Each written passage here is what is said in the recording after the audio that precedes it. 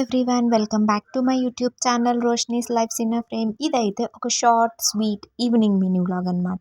ఇంకా ఇంట్లో ఆల్రెడీ మా డాడీ 2 days నుంచి ఉసిరికాయ రసం చెయ్యమ్మా చెయ్యమ్మా అని అడుగుతున్నారు. బట్ ఇంట్లో అసలు వెల్లుల్లిపాయలు లేవు. రసం కావాలంటే వెల్లుల్లిపాయలు అర్థం మెయిన్. యాక్చువల్గా అది నాది మా చెల్లిదే తప్పు అనమాట. వాళ్ళు కూరగాయలు వెళ్ళేటప్పుడు వెల్లుల్లిపాయలు లేవని చెప్పాలి కదా, చెప్పలేదు, మాకు బద్ధకం. సో అందుకే చచ్చినట్టు నేనే వెళ్ళి దిగి తెచ్చుకున్నాను అనమాట. కానీ మనం వెల్లుల్లిపాయలకే వెళ్ళాము అంటే ఒక్క దాంతో రాము కదా. సో తినేకి స్నాక్స్ ఏమీ లేవని చక్రాలు అండ్ మా చెల్లికి ఒక Kit Kat chocolate and next వెల్లుల్లిపాయలు అయితే తీసుకొని వచ్చానమాట. ఇంకా తీసుకొని వచ్చే లోపల నాకైతే కడుపులో ఎలుకలు పరిగెడుతున్నాయి. ఆకలి ఆకలి ఆకలి ఆకలి. ఈ మధ్య మధ్యాహ్నం అస్సలు ఆకలి వేయట్లేదు. ఏదో కొంచెము ఈ వర్క్ పని మీద పడి కొంచెం తినేస్తున్నానా. ఇంకా ఈవినింగ్ 6:30, 7 or 8 ఆ టైంకి అయితే అసలు ఆకలి కళ్ళు తిరుగునట్టు అట్లా అయిపోతుంది అనమాట.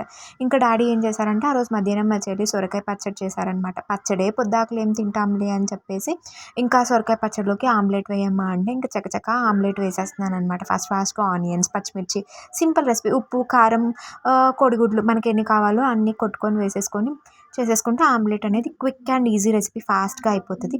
బట్ వన్ కండిషన్ ఇక్కడ ఏంటి అని అంటే మనము ఆమ్లెట్ మొత్తం ఎగ్ వేసిన తర్వాత బాగా తిప్పాలన్నమాట. ఎంత బాగా బీట్ చేస్తే మనకు ఆమ్లెట్ అంత ఫ్లఫీగా అంత వస్తుంది అనమాట.